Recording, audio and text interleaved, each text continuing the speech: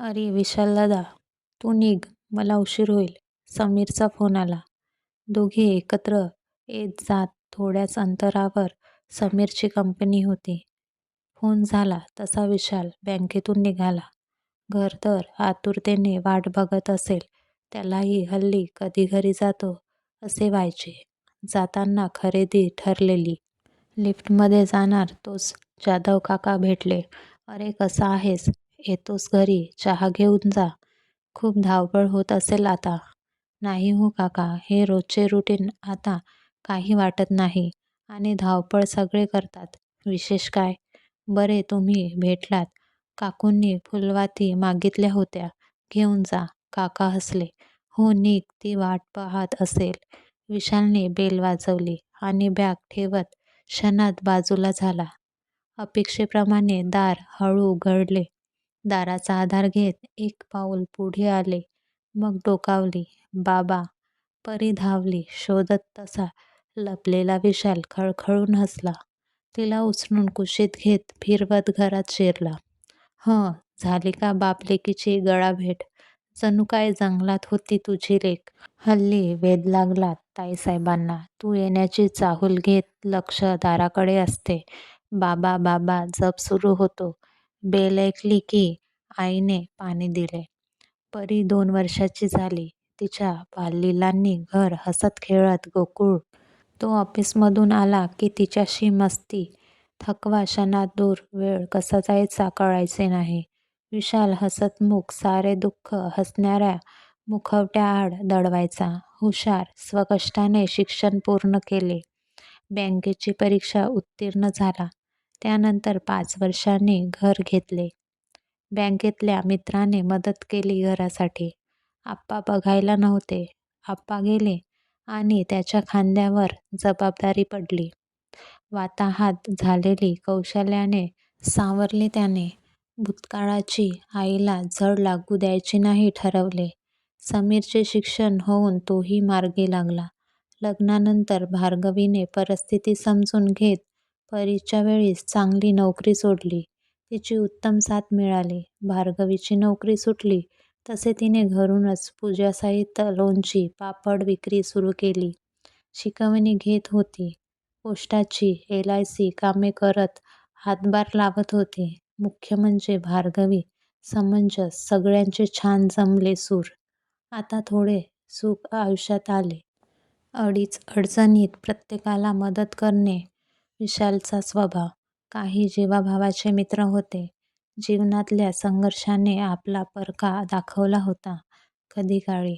तेव्हापासून अनुभवाने समीरसारखा संपर्कातील काही गरजूंना योग्य मार्गदर्शन करत आला. आई आज समीर नाही जेवायला. आईला सांगत तो परीला घेऊन चक्कर मारायला गेला. शेजारच्या मंदिरात सायंकाळी थोडा वेळ परीला न्यायचा. तोवर भार्गवी स्वयंपाक करून घ्यायची. आई सांजदिवा लावून बाकी आवरायची. अरे विशालदादा, मला रविवारी गावाला जायचे. ही यादी वहिनीला दे. तिला सांग सामान काढून ठेव. मी येऊन घेऊन जाईल. परीशी खेळत शेजारच्या बिल्डिंगमधल्या अनुजाने यादी हाती दिली. भार्गवीच्या मालाची ऑर्डर फोनवर देऊन बरीच कामे हातावेगळी करत तो म्हणाला, अरे समीर चल जरा 1-2 कामे करून येऊ. आई यादीत अजून काही लिहायचे सांग. दोघे बाहेर पडले. हवेत गारवा जाणवू लागला. किराणा घरी टाकायला सांगून पुढे निघाले. खरेदी करून मॉलमध्ये एका ठिकाणी काही वेळ थांबले. समीर थोडे बोलायचे आहे. मी तुझा भाऊ असलो तरी आप्पांची भूमिका कधी बजावत आलो. बोलतो ते योग्य अयोग्य माहिती नाही मलाही. फारसे कोणी शिकवले नाही. अरे दादा आज असा सूर का? काही विशेष आहे का? समीर गोंधळला. अरे तुझे सेव्हिंग सुरू आहे ना? आता नोकरी व्यवस्थित तर तुझ्या लग्नाचे बघावे का विचारायचे होते. काही असेल तू ठरवले तर सांग मला. तुझे लग्न झाल्यावर तू एकत्र किंवा स्वतंत्र राहण्याचा जो निर्णय घेशील तो आम्हाला मान्य असेल. दादा अरे असे का म्हणतो? मी कुठेही जाणार नाही. सध्या नको हा विषय. समीरने त्याला थांबवले. दोघे माघारी फिरले. अरे थांब, हे बघ किती छान आहे. पॅक करा. समीरला तो पिंक ड्रेस आवडला. घरी जाताच त्याने भार्गवीला दिला. परी सुंदर दिसत होती पिंक ड्रेसमध्ये. मग काय काका पुतणीचे सुरू झाले फोटो सेशन. अरे समीर बघ रे, विशाल आला. नाही, खूप उशीर झाला. चंद्र आकाशे आला. आज कोजागिरी. अरे आई जरा बाहेर जाऊन आलो. आज शरद पौर्णिमा, येताना दूध वगैरे घेऊन येतो सांगून बाहेर पडला. कुठे राहिला? समीरने फोन लावला पण फोन लागेना. रात्र थोर होता. घोर लागला सर्वांना. आईने देवापुढे दिवा लावला. रात्रीचे 11:30 झाले. बेल वाजली. विशाल आणि राघव दोघे आत आले. वहिनी पाणी द्या. आई, समीर काळजी करत धास्तावलेले. राघव दादा, काय झाले? कुठे होता दादा? डॉक्टर राघव, विशालचा खास मित्र. हो हो सांगतो. काळजी करण्यासारखे खरंच काही नाही मावशी. समीर, रिलॅक्स व्हा. मावशी, भूक लागली आम्हाला. आपण जेवूया एकत्रच. भार्गवीने जेवणाची तयारी केली. दोघे शांतपणे जेवले. हातावर पाणी पडले. बाबांनो सांगा, काय झाले? जीव टांगणीला लागलाय. आई ओरडली. मावशी, तुम्हाला माहीत आहे विशाल युनिव्हर्सल डोनर आहे. तो घरातून निघाला. मला वाटेत भेटला. आम्ही बोलत होतो तेवढ्यात फोन आला. मी त्याच्याबरोबर गेलो. बरे झाले. आम्ही हॉस्पिटलमध्ये पोचलो. तोच वेटिंग रूममध्ये विजयकाकांचा मुलगा प्रताप व काकू दिसले. तो म्हणताच, अरे देवा, का भेटतात हे? काही केले नाही ना तुम्हाला? आईला श्वास लागला. समीरचा हात तिने घट्ट पकडला.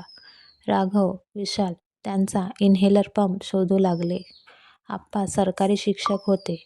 खरे तर जे घडले विशालच्या चुलत काकांमुळे. आप्पांच्या काकांचा मुलगा विजयकाका बेजबाबदार गावातच राहायचा. काही घरे सोडून तो. माधवी काकू आणि मुलगा प्रताप.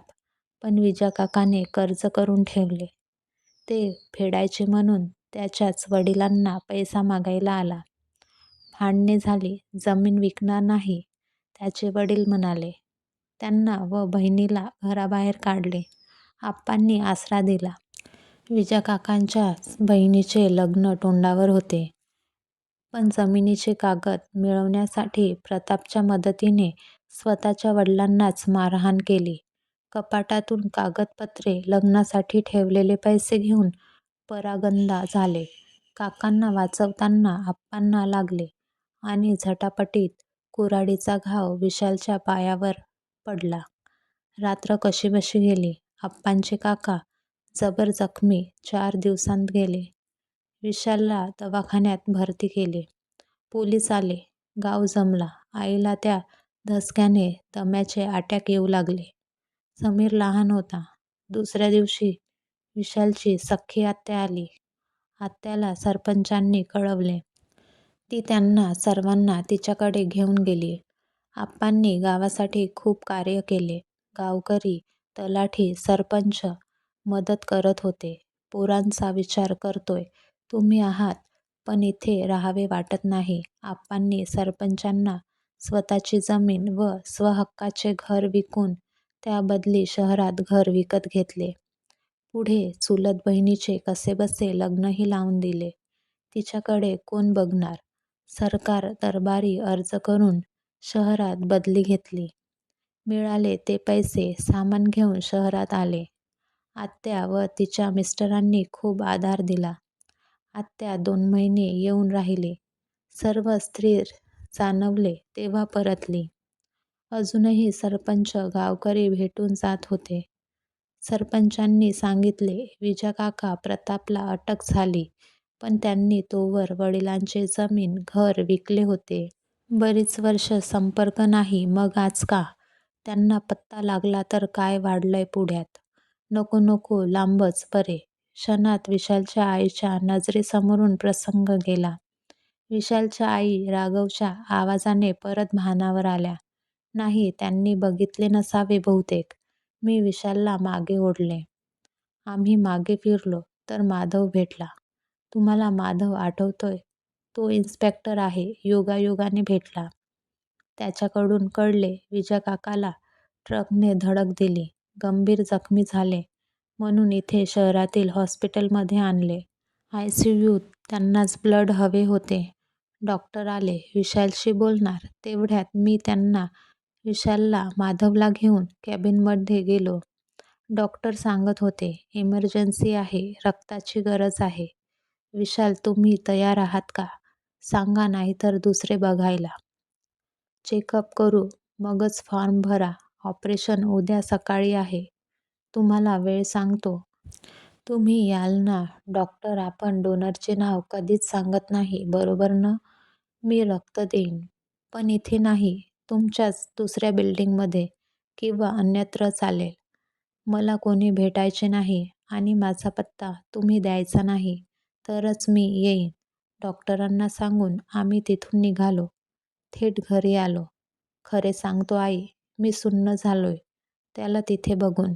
पण संयम ठेवून होतो. राघव आणि माधव बरोबर होते. खूप आधार वाटला.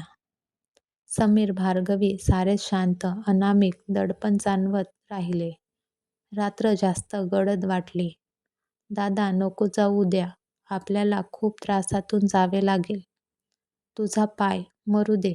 बरी देवाने शिक्षा दिली. समीर हळवा होत पण आवेशात बोलला. कोणाला काही सुचत नव्हते. मावशी मी आज इथेच थांबतो. राघव. रात्रभर कोणाचाच डोळ्याला डोळा नव्हता. रात्र खूप मोठी भासत राहिली. विशाल फोनवर कोणाशी तरी बोलत होता. 2-3 फोन झाले त्याचे. सकाळचे 6 वाजले. फोन वाजला तसे सगळे चपापले. आता काय? विशालने फोन घेतला. हॉस्पिटलमधून फोन. ऑपरेशन 9 वाजता आहे. 7 वाजता तुम्ही या. भार्गवी नाश्ता कर आमच्यासाठी. आई मी डोनर आहे. मी विसरू शकत नाही. माझे कर्म मी करतो. माणूस म्हणून रक्ताचे नाते जपतो. माधवला फोनवर कल्पना दिली. तो लक्ष ठेवेल. मला डॉक्टरांनी त्यांच्या मित्राच्या हॉस्पिटलमध्ये बोलावले. चल राघव. थोड्याच वेळात विशाल बाहेर पडला. असेही रक्ताचे नाते जपण्यासाठी. ही कथा आवडली असल्यास लाईक करा, शेअर करा आणि सबस्क्राईब करा. धन्यवाद.